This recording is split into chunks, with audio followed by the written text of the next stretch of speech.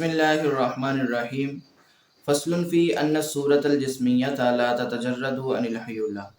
عزیز طلبہ، آج کا ہمارا سبق اس بارے میں ہے کہ صورت جسمیہ حیولہ کے بغیر نہیں پائی جا سکتی۔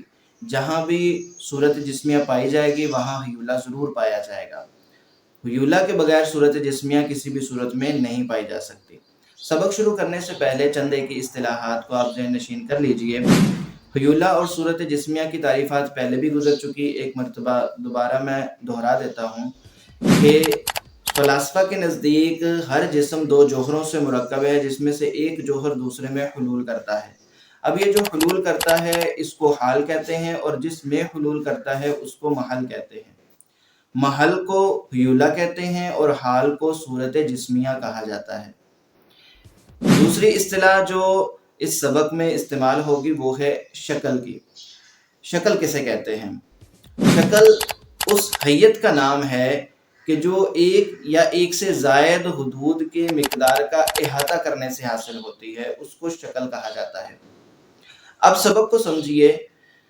فلاسفہ کا دعویٰ یہ ہے کہ صورت جسمیہ حیولہ کے بغیر نہیں پائی جا سکتی۔ اس میں وہ دلیل یہ دیتے ہیں کہ صورت جسمیہ حیولہ کے بغیر اگر پائی جائے تو اس میں دو صورتیں بنتی ہے کہ غیر متناہی ہو کر پائی جائے گی یا متناہی ہو کر پائی جائے گی، اور یہ دونوں ہی باطل ہے۔ اس وجہ سے صورت جسمیہ کا حیولہ کے بغیر پایا جانا باطل ہے۔ اب یہ باطل کیسے ہیں اس کو ایک ایک کر کے سمجھتے ہیں۔ پہلی دلیل کا جو پہلا حصہ ہے اس میں یہ بیان کیا گیا کہ صورت جسمیہ حیولہ کے بغیر غیر متناہی ہو کر نہیں پائی جا سکتی۔ اس کی تفصیل کچھ یوں ہے کہ اگر صورت جسمیہ حیولہ کے بغیر غیر متناہی ہو کر پائی جائے تو پھر ایک مبدا سے دو خط نکلیں گے، ایک ہی طرح کے، ایک ہی سائز کے، اور وہ اس طرح کے ہوں گے جس طرح کے مثلث کے دو ضلع ہوتے ہیں۔ اب یہ دو خطوط لامتناہی طور پر آگے بڑھتے جائیں گے۔ اب یہ لامتناہی طور پر جب جیسے جیسے دراز ہوں گے تو کیونکہ ہم نے لامتناہی فرض کیا ہے تو ضروری ہے کہ ان کے درمیان والا جو بعد اور مسافت ہے وہ بھی غیر متناہی ہو، لیکن ہم دیکھتے ہیں کہ وہ دو حاصروں کے درمیان محصور ہے۔ جو شے بھی دو حصروں کے درمیان آ جاتی ہے وہ محدود ہوتی ہے۔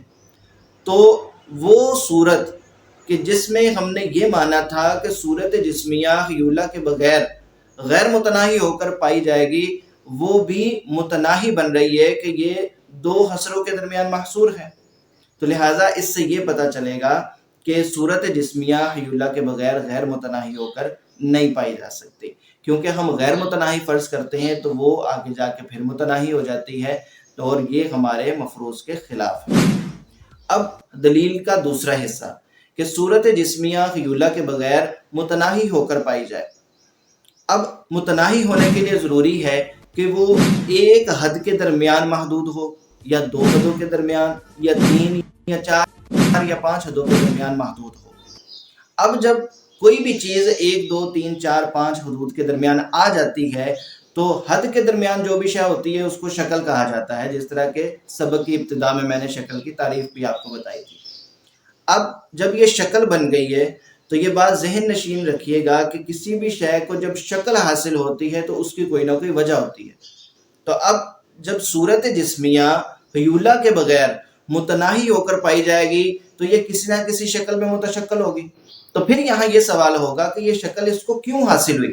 کیا ذات کی وجہ سے حاصل ہوئی؟ تو یہ بات تو باطل ہے، کیونکہ اگر ذات کی وجہ سے شکل حاصل ہو تو تمام اجسام کا ایک ہی شکل میں متشکل ہونا لازم آئے گا۔ دوسری صورت یہ ہے کہ کسی لازم کی وجہ سے وہ شکل حاصل ہو، یہ بات بھی باطل ہے، کیونکہ ایسی صورت میں بھی تمام اجسام کا ایک شکل میں متشکل ہونا لازم آئے گا، جو کہ بداہتاً باطل ہے کہ ایسا نہیں ہے کہ تمام اجسام ایک ہی شکل کے ہوں۔ تیسری صورت یہ ہے کہ کسی عارض کی وجہ سے وہ شکل حاصل ہو۔ اب اگر کسی عارض کی وجہ سے شکل حاصل ہوگی تو اس کی صورت یہ بنے گی کہ جیسے ہی وہ عارض اپنے معروض سے جدا ہوگا تو وہ شکل بھی اس سے جدا ہو جائے گی اور ایک دوسری شکل اس پر آ جائے گی، کہ ایک عارض جائے گا، دوسرا عارض جائے گا، شکل تبدیل ہو جائے گی۔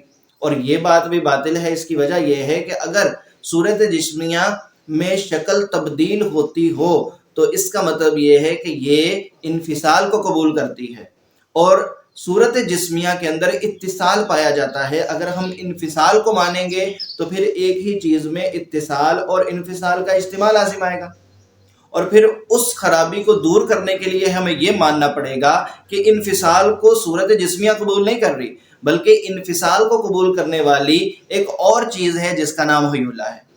تو اب دیکھیے اس دلیل کو بھی ہم نے سٹارٹ اس طرح سے کیا تھا کہ صورت جسمیہ حیولہ کے بغیر متناہی ہو کر پائی جائے، لیکن اس دلیل کے آخر میں پہنچنے سے ہمیں پتہ چلا کہ صورت جسمیہ حیولہ کے ساتھ ہی پائی جا رہی ہے، کیونکہ صورت جسمیہ انفصال کو قبول نہیں کرتی۔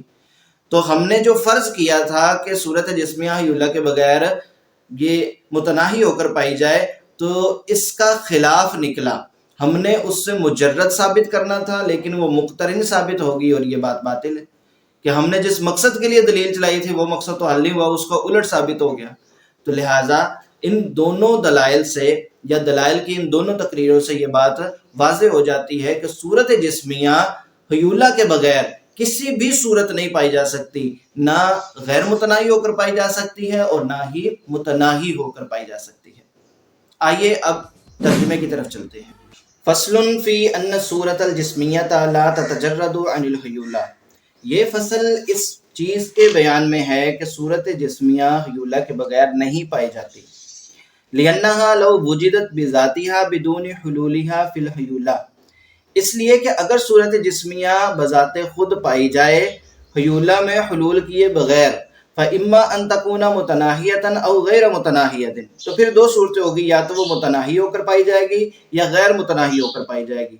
لا سبیل الی الثانی، دوسری کی طرف کوئی راہ نہیں، یعنی غیر متناہی ہو کر پایا جانا اس کی طرف کوئی راہ نہیں ہے۔ لأن الاجسام كلها متناہیۃ، اس لیے کہ سارے کے سارے اجسام متناہیہ ہیں۔ وَإِلَّا، وگرنہ لَأَمْكَنَ أَن يَخْرُجَ مِن مَبْدَأٍ وَاحِدٍ، ممکن ہوگا کہ ایک ہی مبدا سے نکلے۔ کیا نکلے؟ امتدادانی علی نسق واحد، ایک ہی طریقہ پر دو خطوط نکلے۔ کأنہما ساقا مثلث، گویا کہ وہ دونوں خطوط جو ہیں وہ مثلث کی دو پنڈلیاں ہیں۔ فَكُلَّمَا كَانَ أَعْظَمَ كَانَ الْبُعْدُ بَيْنَهُمَا أَزْيَدَ، تو جب جب وہ خطوط بڑے ہوتے چلے جائیں گے تو ان دونوں کے درمیان کا جو بعد اور مسافت ہے وہ زیادہ ہوتا جائے گا۔